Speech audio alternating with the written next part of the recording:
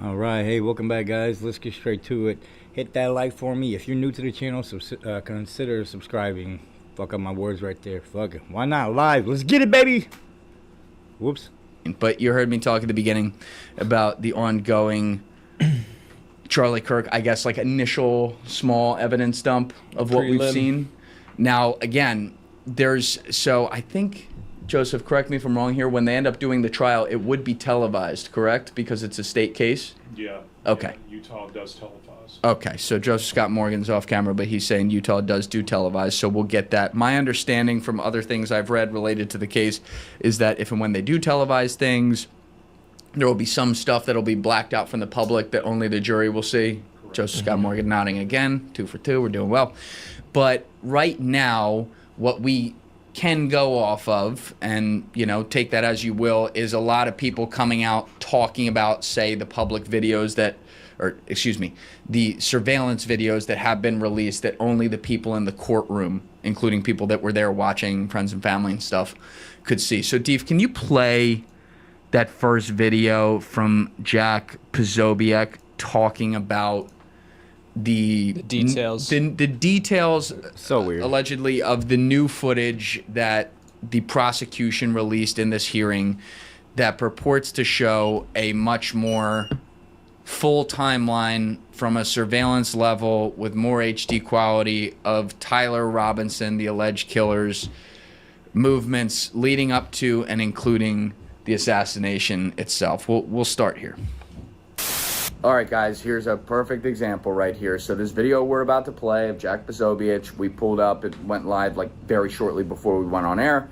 So we were reacting to it. He is obviously reporting what he saw on the video that was played in court of Tyler Robinson. And right away when we wrapped this episode, Deef and I went and looked at Twitter, and there's all kinds of community notes of other people who were in the courtroom claiming that what Jack Posobiec says he saw here as it relates to a trigger pull or things like that related to Tyler Robinson is not what was on the video. There's community notes about it. I haven't seen the video. I don't know what to believe, but there is a video of the prosecutor saying to the judge earlier in the week that no such video of Tyler Robinson pulling the trigger exists. So I will let you guys decide on this, but this is case A, why this case is such a mess. Anyway, here it is. Everything's been proven. I think it's proven. It's, I would say, beyond probable cause at this point. I think that the question for me is how do you even get reasonable doubt when there's so much evidence? But the thing that I do just have to say is that I know that you guys watching on live stream couldn't see the last video that was shown. Well, it wasn't edited. It was zoomed in. Yeah. It was zoomed in from the surveillance video off campus, and specifically the part of the Alessi Center, the roof, and you see everything. You see everything. He climbs over, he assembles the gun, he runs over to the edge, gets down in a prone position, and you see the time, and we all know what time, and it was like so slow just watching this. This motherfucker looks like he's straight lying. Why you look like you're lying, motherfucker? Seconds. And why can't we see the video?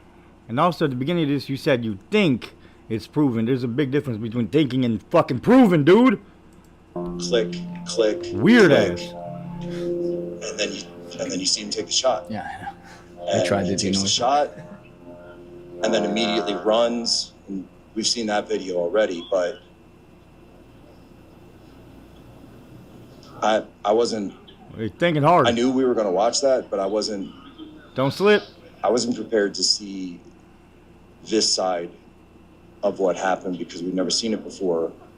We saw the other end of the shot, obviously, but this was a whole other level of just evil, and I got very upset watching it. Okay, let's cut it right there. And that's fair.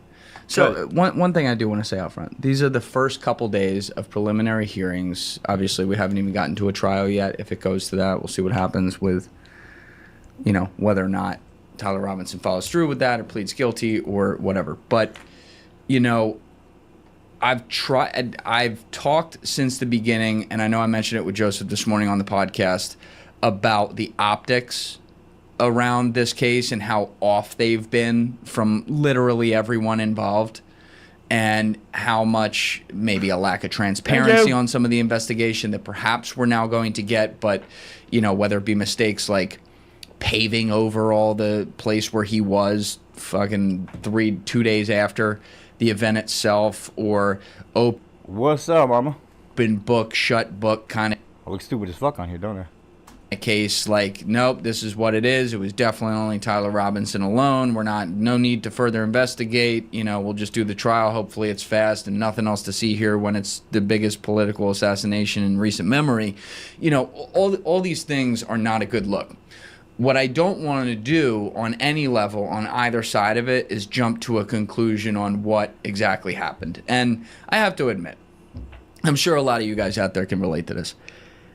It's so hard these days to look at things people say or even evidence presented in anything and know what's real and what's not.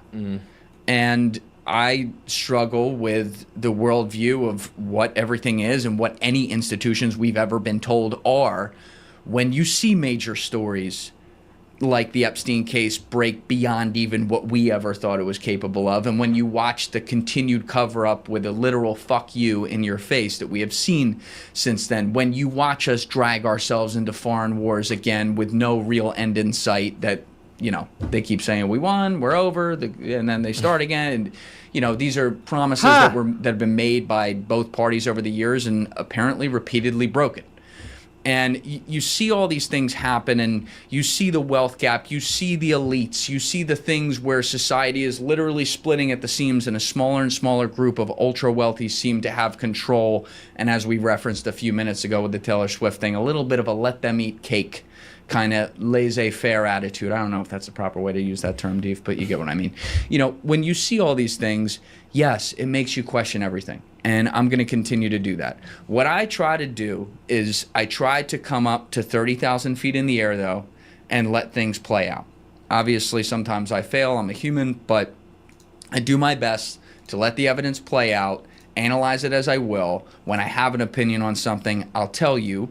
And, you guys can decide whether I'm right or wrong and draw from the evidence whatever you want. So right now, in the limited information that we have, it would appear that it's certainly something of note that we have a more full timeline, what sounds like frame by frame, of Tyler Robinson going up onto the building, actually firing a shot, getting off the building with the gun. And maybe there's perhaps some explanation to fill in the very reasonable question marks that have been brought up in the past about how fast he could have gotten off the building, when he had the gun in his pants, things like that, that certainly are very much in the public's interest to get those answered. Again, that is according to what Jack Posobiec reported, but there are other people reporting that there was no showing of a gunshot, and apparently the prosecutor said that as well. So, just want to reiterate that. That's it. These motherfuckers just lied to you blatantly in your face, just on camera. No fucks given. We are just hearing from someone who was in there, who was a friend of Charlie's, and since the beginning has said it's Tyler Robinson no matter what, and has said any other questions are irrelevant. He is now the one coming out and telling you this is exactly what the footage showed and all that. So what I'm saying is, I do think, and I don't know the legality here or when and if this is going to happen, but it will be in the public's interest for us to be able to actually see that footage and draw our own conclusions from it. And I will admit, it's and Joseph, I'm sure this is where it gets crazy, but your mind sometimes goes to well, could they have AI'd some of this to make it conveniently wrap up like a bow? That's not a question I would have asked 5 years ago. Maybe I should have. But am I crazy to ask that? I don't think so. But I also don't want to live in a world where I never fucking, anything I see, I'm well, no, it's definitely the opposite. You know what I mean? It's a tough balance to strike, and in the year 2026, it is the hardest year ever to strike that balance. So when I show you these things, we're reporting on what we're being told, and you guys can decide whether you believe it or not. Is that how do I deal with that? Yeah. Perfect. Okay. Simulacra and simulation. Yeah, we you wanna- can't you even wanna explain discern that? reality anymore. Well, I mean, even when you were speaking with Joseph earlier this morning, he was talking about how like people don't really capture the weight of death. You know, you don't get the smell of the blood. You don't. So people's, you could even use the war. People's perception of war is headlines, talking heads, Yep. debates online. They don't feel the explosions. They don't hear the cries of help and death. So what they get is the simulacrum of war, not the reality of it. And we are so far gone from reality that we're now living in the simulacrum of our old reality, wherever the fuck that might be. And so that's why we're having these issues where we're sitting here and we can't discern reality because reality doesn't exist anymore. Yeah. We're living in this hyper simulation where you guys said today, when's the last time anyone's brought up the Trump assassination? Oh, Yeah, what happened with that? Because we're moving at hyper speed. Yep. And I think. Does anybody even remember where that was at? Boulder, I think, somewhere. I have no idea. I think it's also a matter of like we were talking at least off camera about the chaos of it. We might have gotten into this a little bit on camera as well, but like everything happens so fast and it can then be analyzed from 100 different angles, frame by frame, every single thing that happens, and anything can look suspicious. And by the way, maybe it is. Maybe it is very suspicious that the guy went up, you know, whatever it was, 3 minutes after the body was taken out of there and removed the camera and removed the SIM card and handed it to somebody. Like, that's kind of weird. Or it was just a guy who was like shell-shocked. He's like, oh, there's a camera. I guess I should take that. Yeah, I should make sure I get that so no one else does. Yeah, Either one could be the explanation. One is extremely bad. One is like a normal kind of reaction. And they both have, I don't know, like a similar probability. And it'll be interesting to see how those blanks are filled in at trial, if they're filled in by the prosecution and everything. But, you know, to go beyond what we talked about with Joseph on the podcast this morning, because again, Joseph was in here to go through really the forensics and the details of the evidence on the ground and stuff like that, not all the other noise surrounding this. But obviously, Candace Owens has covered this case a lot and talks about like Israeli connections and things like that, and the relationship Charlie had with some of his pro-Israeli friends, and how he didn't believe in the cause towards the end of his life, which has been verified and things like that, and therefore that means that they killed him and whatever. I don't know. I will say it's weird. The Hamptons meeting with Ackman is weird. You know, the wife is weird. Like, so weird. It just is. And the way that she's reacted publicly and some of her previous history, it's all weird. That can be true at the same time that, like, somebody also, you know, just didn't like him and killed him. Now, the boyfriend, I guess... The partner, Lance Twiggs. Is that his name, Twiggs? Yeah. Okay.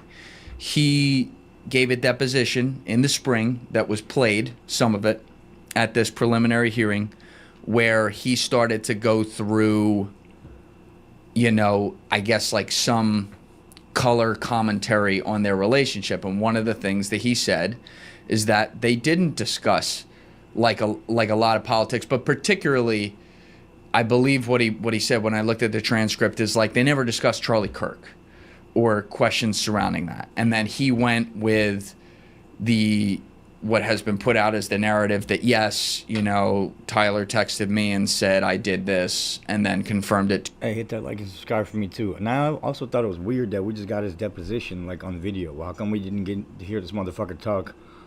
You know what I'm saying, on the stand? That's fucking weird as fuck to me. Let me know if you agree in the comments. Let me know. To him in person and everything. And to play devil's advocate on that, he has received partial immunity here.